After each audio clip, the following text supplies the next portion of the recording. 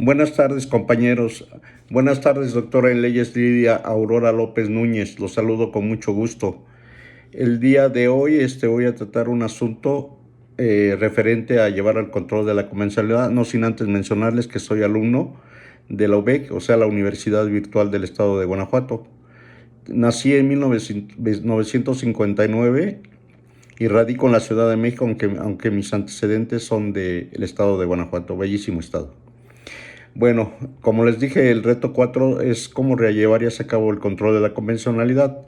Para iniciar esto vamos a dar lectura siguiente al caso.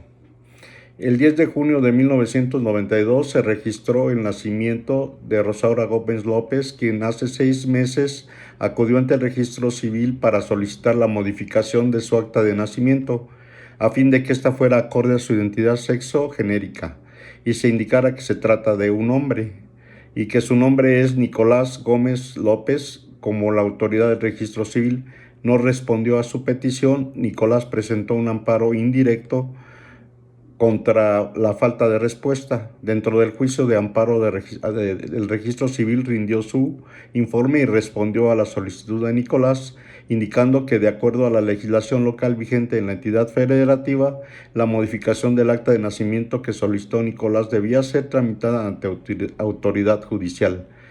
En efecto, el Código Familiar de la entidad federativa distingue dos tipos de procedimientos para rectificación de actas.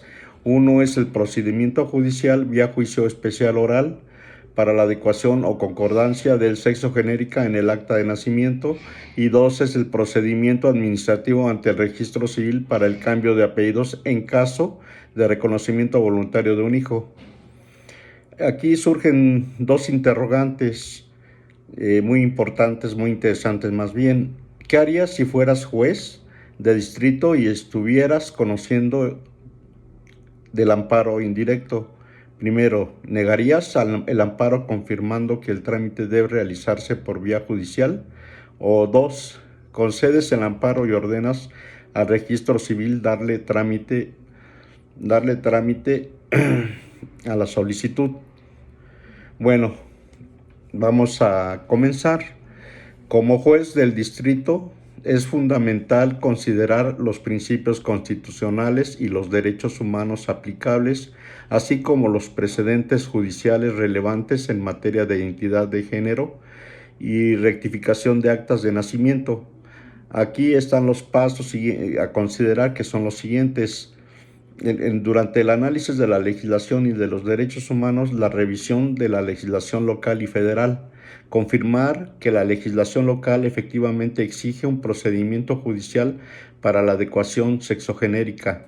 Verificar si hay disposiciones que permitan la rectificación de actas de nacimiento por vía administrativa. Dos, son derechos humanos y constitución. Evaluar los derechos constitucionales de Nicolás Gómez López, en particular los derechos a la identidad, igualdad y discriminación y privacidad.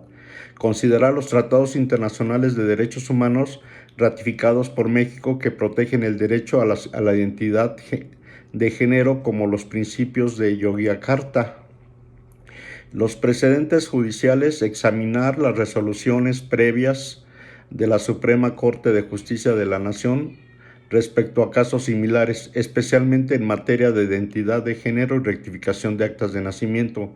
Analizar si se ha habido pronunciamientos que interpreten la legislación local o en el sentido más favorable a los derechos humanos.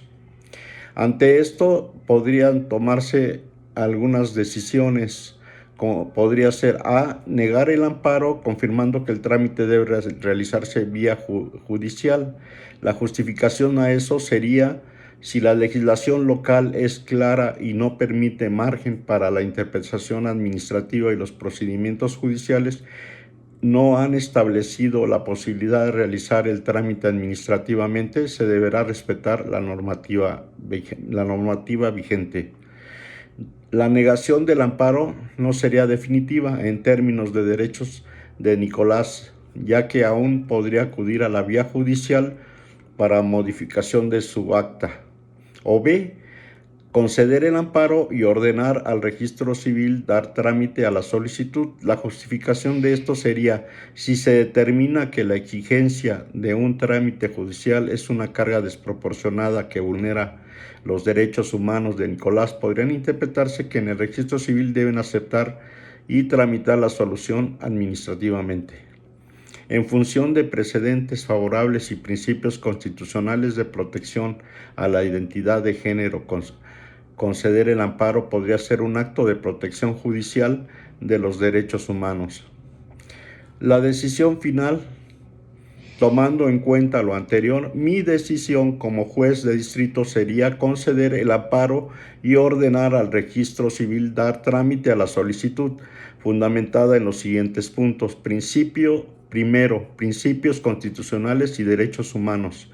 La Constitución y los tratados internacionales protegen el derecho de la identidad de género y prohíben la discriminación. La interpretación favorable a los derechos humanos debe prevalecer. 2. La carga desproporcionada. La Constitución y los tratados internacionales protegen el derecho a la identidad de género y prohíben la discriminación. La interpretación favorable a los derechos humanos debe prevalecer. 2. La carga desproporcionada. Exigir el procedimiento judicial puede ser una carga innecesaria y desproporcionada para Nicolás, afectando su derecho a una identidad legal acorde con su identidad de género. 3. Los precedentes judiciales y principios de progresividad. Los precedentes de la Suprema Corte de Justicia de la Nación y los principios de progresividad en materia de derechos humanos apoyan una interpretación más favorable a la persona solicitante. Al conceder el amparo, se asegura que Nicolás Gómez López pueda ejercer plenamente su derecho a la identidad de género sin obstáculos innecesarios. Soporte jurídico del caso. Bueno, vamos a darle justificación, un soporte de acuerdo al orden normativo. Sería lo siguiente: para proporcionar un soporte jurídico sólido a la decisión de conceder el amparo y ordenar al registro civil dar trámite a la solicitud de Nicolás Gómez López, es esencial fundamentar la decisión en la Constitución, los tratados internacionales de derechos humanos y la jurisprudencia relevante a la Suprema Corte de Justicia de la Nación. Aquí están los puntos claves del soporte jurídico. El primero sería la Constitución Política de los Estados Unidos Mexicanos, artículo 1, donde establece el principio de igualdad y no discriminación. Toda persona gozará de los derechos humanos reconocidos en la Constitución y en los tratados internacionales de los que México sea parte. Prohíbe la discriminación por cualquier motivo, incluyendo el género y la identidad de género. El artículo 4 garantiza la igualdad entre hombres y mujeres, reconoce el derecho al libre desarrollo de la personalidad, que incluye el derecho a la identidad de género. 2. Tratados internacionales de derechos humanos. La Convención Americana sobre Derechos Humanos, Pacto de San José. Artículo 24, derecho a la igualdad ante la ley. Artículo 11, protección de la honra y de la dignidad, que incluye el respeto a la identidad de género. Pactos internacionales de derechos civiles y políticos. El artículo 26, todas las personas son iguales ante la ley y tienen derecho sin discriminación a igual perfección de la ley. Principios de Yogyakarta. Principio 3. El derecho al reconocimiento ante la ley. Todas las personas tienen derecho al reconocimiento de su identidad de género. 3. La jurisprudencia de la Suprema Corte de Justicia de la Nación. Tesis jurisprudencial 1A, diagonal J.21, diagonal 2018, décima. La Suprema Corte de Justicia Nacional ha reconocido el derecho a la identidad y del género como parte del derecho al libre desarrollo de la personalidad y ha sostenido que cualquier restricción a este derecho debe ser justificada y no discriminatoria. El amparo directo 6, diagonal 2008, la Suprema Corte de Justicia Nacional de la Nación declaró que la rectificación del acta de nacimiento para adecuarla a la identidad de género no debe estar sujeta a procedimientos que impliquen una carga excesiva o discriminatoria para las personas que lo solicitan. El Código 4 familiar de la entidad federativa. Aunque el Código Familiar establece un procedimiento judicial para la rectificación de actas de nacimiento en cuanto a la adecuación sexogenérica, debe interpretarse en armonía con los principios constitucionales y los derechos humanos. El artículo 1 de la Constitución obliga a todas las autoridades a promover y respetar, proteger y garantizar los derechos humanos conforme a los principios de universalidad y interdependencia, indivisibilidad y progresividad. El análisis de proporcionalidad, o sea, 5, el análisis de proporcionalidad, la exigencia de un procedimiento judicial exclusivo para la adecuación sexogenérica puede considerarse una medida desproporcionada si existen alternativas menos gravosas, como el procedimiento administrativo ante el registro civil. La protección del derecho a la identidad de género debe prevalecer sobre las formalidades procesales que resulten en una discriminación indirecta. Como conclusión, yo quiero decir lo siguiente: con base en los principios constitucionales de igualdad y no discriminación, el derecho al libre desarrollo de la personalidad, los tratados internacionales de derechos humanos ratificados por México y la jurisprudencia de la Suprema Corte de Justicia de la Nación, se concluye que debe concederse el amparo a Nicolás Gómez López y ordenar al registro civil que dé trámite a su solicitud de modificación del acta de nacimiento. Esta decisión protege sus derechos fundamentales y evita una carga desproporcionada que vulneraría su derecho a la identidad de género. Bueno, muchísimas gracias, compañeros y profesora, por su atención.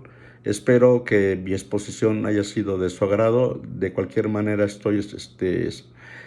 aceptaría cualquier réplica, cualquier opinión al respecto. Me despido nuevamente de ustedes. Mi nombre es Nicolás Anaya Hernández. Gusto en saludarlos y les deseo el mejor éxito de la vida. Gracias.